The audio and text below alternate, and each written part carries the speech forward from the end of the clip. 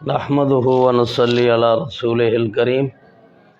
اس سے پہلے ہم نے جو سبق پڑھا وہ فتح کا قاعدہ یعنی زبر کے ساتھ پڑھا تھا، تو آج زیر کے ساتھ ہے۔ اس کو کسرہ بھی کہتے ہیں، جیسے حمزہ زیر ای، حمزہ زیر ای، ای ای۔ اب عربی میں اس کو حمزہ کسرہ ای، حمزہ کسرہ ای، اسی طرح آخر تک آتے جائیں۔ ابھی ہم نے اپنی اصطلاح میں سبق پڑھنا ہے حمزہ زیر ای، حمزہ زیر ای، ہا زیر ہی، ہا زیر ہی، عین زیر عی، حا زیر حی، غین زیر غی، خو زیر خی۔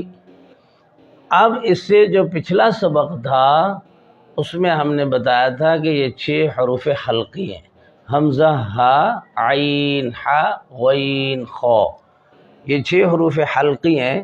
یہ حلق سے ادا ہوتے ہیں اور ایک حلق کے 3 حصے ہیں۔ سینے والے کو اقصی حلق کہتے ہیں، یعنی سینہ کی طرف والا حصہ، اس سے حمزہ اور ہا ادا ہوتے ہیں، اور وسط حلق یعنی حلق کا درمیان والا حصہ، یہاں سے عین اور حا ادا ہوتے ہیں۔ ادنی حلق یعنی زبان کی جڑ کے ساتھ حلق کا جو آخری حصہ ہے، منہ کھولیں اور اندر نظر آتا ہے، وہاں سے غین اور خو ادا ہوتے ہیں۔ ان 6 کے 6 کو حروف حلقی کہتے ہیں۔ اب یہاں پر قاف اور کاف یہ قریب المخرج ہے، یعنی لحات یعنی وہ جو تالو جسے کہتے ہیں، گوشت کا چھوٹا سا لوتھڑا لٹکا ہوتا ہے، اس سے پیچھے نرم جگہ سے قاف اور آگے منہ کی جانب سخت جگہ سے کاف ادا ہوتا ہے۔ قاف زیر قی، کاف زیر کی، ان دونوں کو لحاتیہ کہتے ہیں۔ آگے 3 حرفوں کا ایک مخرج ہے، اسے کہتے ہیں وسط زبان، یعنی زبان کا درمیان اور اس کے مقابل اوپر کا تالو۔ جیم زیر جی، شین زیر شی، یا زیر یی، جی شی یی، اس کا اکیلا ہے، اسے حرف حافیہ کہتے ہیں، اور یہ زبان کا موٹا کنارہ دائیں یا بائیں جسے حافہ کہتے ہیں، حافہ سے یہ حرف حافیہ ہے، یعنی موٹے کنارے سے ادا ہونے والا حرف، اور یہ زبان کا موٹا کنارہ اوپر 5 ڈاڑوں کے اندر والی سائڈ پر لگے گا، تو یہاں ہو جائے گا ضاد زیر غی، اس کا اکیلا مخرج ہے، اسے حرف حافیہ کہتے ہیں۔ اب یہاں لام نون را کو طرفی اور دلقیہ کہتے ہیں، کہ یعنی زبان کے کنارہ سے ادا ہونے والے حروف۔ یہ زبان کا کنارہ اوپر کے دانتوں کی جڑ کے ساتھ لگتا ہے۔ لام زیر لی، نون زیر نی، را زیر دی، اس را کے نیچے زیر ہے، اسے باریک پڑھنا ہے۔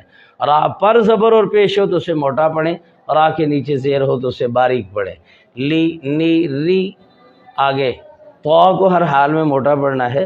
تو زیر طی، دال زیر دی، تا زیر تی، ان تینوں کا ایک مخرج ہے، یعنی زبان کا کنارہ یا زبان کی نوک اوپر والے دانتوں کے اندر کھردری سی جگہ پہ لگائیں، جسے ان تینوں حروف کو نطاعیہ کہتے ہیں۔ طی، دی، تی۔ اب آگے لثویہ حروف ہیں، اور یہ بھی زبان کا کنارہ اور اوپر والے 2 دانتوں کے کنارے کو نرمی سے لگائیں گے اور اس کو موٹا پڑھیں گے، وا کو، وا زیر وی، ل ذال زیر ذی، ثا زیر ثی، غی ذی ثی۔ اب آگے حروف صفیریہ، یہ ہے زبان کا کنارہ یا نوک، نیچے والے دانتوں کا کنارہ مع کچھ اتصال ثناء علیہ کے ہے، یعنی اوپر والے دانتوں کے اندر جہاں سے سیٹی ادا ہوتی ہے، ادھر تین چیزیں ہیں، ایک زبان کی نوک، نیچے والے دانتوں کا کنارہ، اور جہاں سے سیٹی ادا ہوتی ہے وہاں تک زبان لگے، تو ایسے کہتے ہیں صاد، زیر سی، زا زیر زی، سین زیر سی، صی زی سی، فا زیر فی، با زیر بی، میم زیر می، واو زیر ہوئی، فی بی می ہوئی۔ ان چاروں کو حروف شفویہ کہتے ہیں، یعنی ہونٹوں سے ادا ہونے والے حروف۔ فا جو ہے یہ اوپر والے دانتوں کا کنارہ اور نیچے والے ہونٹ کا پیٹ، اندر سے جو گیلی جگہ ہے وہاں پر اوپر والے دانتوں کا کنارہ لگے گا تو فا ادا ہوگا، فا۔ اسی طرح دونوں ہونٹوں سے با، دونوں ہونٹوں سے میم، اور واو دونوں ہونٹوں کو گول کرنے سے نکلے گا۔ اب اکٹھا پڑھتا ہوں، ای ای ہی ہی، عی حی، غی خی، قی کی، جی شی یی، غی لی نی ری، قی دی تی، غی ری سی، صی زی سی، فی بی می وی۔ یہ کسرہ بھی ہے، اسے کسرہ بھی کہتے ہیں اور زیر بھی کہتے ہیں۔ یہ زیر کی مشق تھی، اس سے قبل فتحہ یعنی زبر کی مشق تھی۔ اللہ تعالی مجھے اور آپ کو عمل کی توفیق عطا فرمائے اور مہربانی فرمائے۔ یہ جو پچھلے 2 سبق تھے یہ بہت کم لوگوں نے دیکھے ہیں، زیادہ سے زیادہ لوگوں کو یہ شیئر کریں اور فالو کریں تاکہ زیادہ سے زیادہ لوگ فائدہ اٹھا سکیں۔ بہت شکریہ۔